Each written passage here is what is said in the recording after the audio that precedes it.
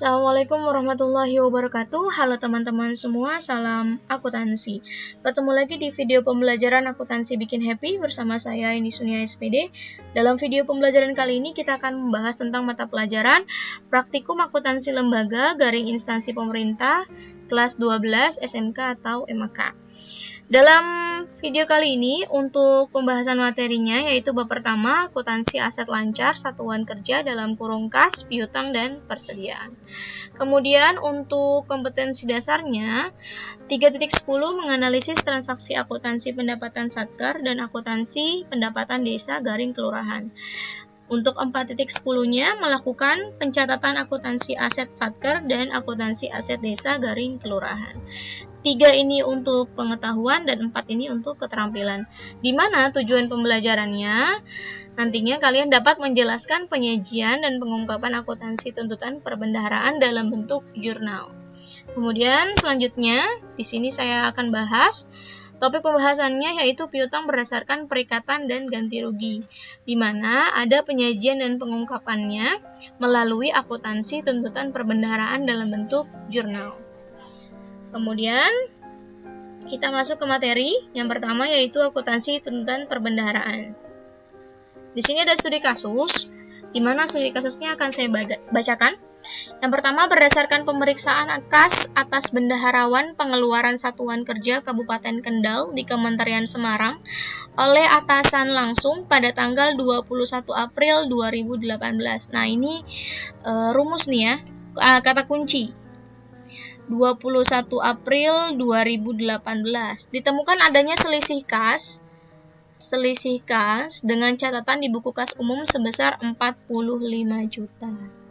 Laporan hasil pemeriksaan oleh selanjutnya disampaikan kepada pejabat penyelesaian kerugian negara garing daerah untuk mendapatkan persetujuan dan diterbitkan surat keputusan pembebanan penggantian kerugian garing dalam kurung SKP 2K. Bendahara menandatangani surat keterangan tanggung jawab mutlak dalam kurung SKTJM dan oleh karena itu yang bersangkutan wajib menyerahkan jaminan kepada pemerintah.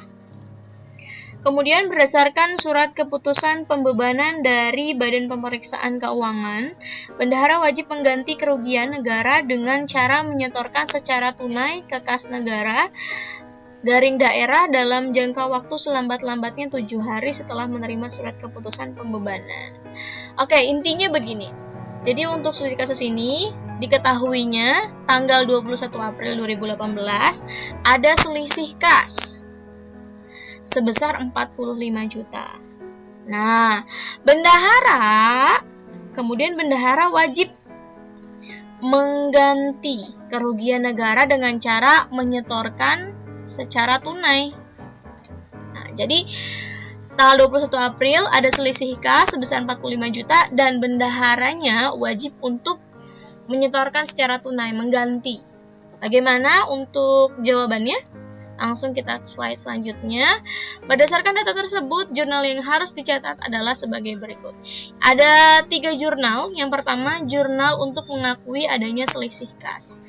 Nah, di sini seperti biasa, seperti jurnal umum ya, ada tanggal, uraian, debit, dan juga kredit.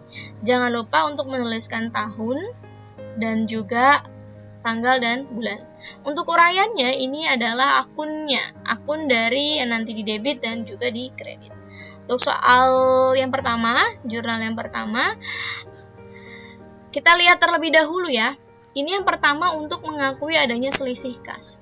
Di sini dikatakan bahwa selisih kasnya itu merupakan selisih kredit. Dari mana kamu tahu? Kenapa? Karena bendaharanya harus mengganti kerugian. Berarti kan ini kasnya berkurang. Nah, kuncinya kalau kas berkurang, pasti adanya di sebelah kredit. Hanya udah dapat nih satu kuncinya. Kas pada bendahara pengeluaran. Nah, tinggal debitnya. Debitnya kita debit yaitu aset lainnya.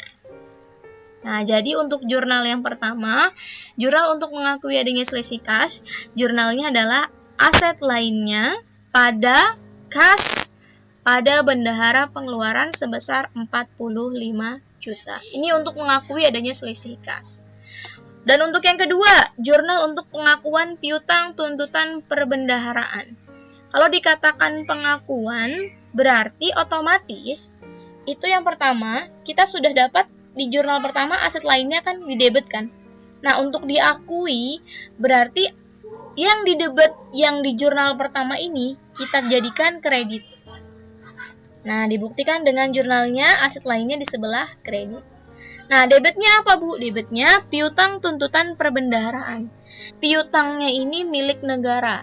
Jadi, si bendahara yang punya utang ke bendahara. Kenapa? Akibat adanya ini. Selisih kas.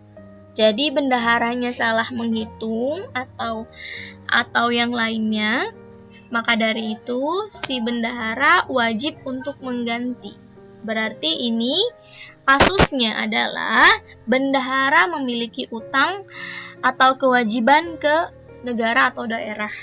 Nah, negara atau daerah memiliki piutang ke bendahara. Dari itu disebutnya piutang tuntutan perbendaharaan. Karena bendahara dituntut sama negara, ya. Jadi, jurnalnya piutang tuntutan perbendaharaan pada aset lainnya sebesar 45 juta. Mengerti ya? Jadi piutang bertambah ada di sebelah debit dan aset lainnya tinggal kalian kreditkan dari jurnal yang kalian buat di awal. Ini untuk nomor 2. Jurnal terakhir di studi kasus ini yaitu jurnal untuk penerimaan selisih kas. Ingat ya, jadi yang awalnya diakui adanya selisih kas, kemudian pengakuan, setelah itu ada penerimaan. Nah, penerimaan di sini tinggal kalian yang awalnya piutangnya di sebelah debit, kemudian untuk jurnal ini piutangnya kalian kreditkan. Kan di sini kasnya sudah bertambah. Ada kata penerimaan kan? Kalau menerima selisih kas berarti otomatis kasnya bertambah. Kas bertambah ada di sebelah debit. Jadi, kalau untuk piutangnya awalnya ada di sebelah debit, setelah diterima uangnya berpindah jadi sebelah kredit. Ya, jadi untuk jurnal yang ketiga, untuk penerimaan selisih kasnya, kas pada bendahara pengeluaran pada piutang tuntutan perbendaharaan sebesar 45 juta. Semua ini berhubungan. Intinya, kuncinya kalian harus tahu ketika adanya selisih kas terlebih dahulu. Ada aset lainnya pada kas bendahara pengeluaran. Ini kan di sebelah kredit kan awalnya. Kemudian ini di sebelah debit. Nah, lihat. Debit kemudian akan dikreditkan ketika dia pengakuan. Sama-sama dikredit. Habis. Aset di debit, aset di kredit habis nilainya 0. Kemudian kas pada bendahara adanya di sebelah kredit untuk selisih kas.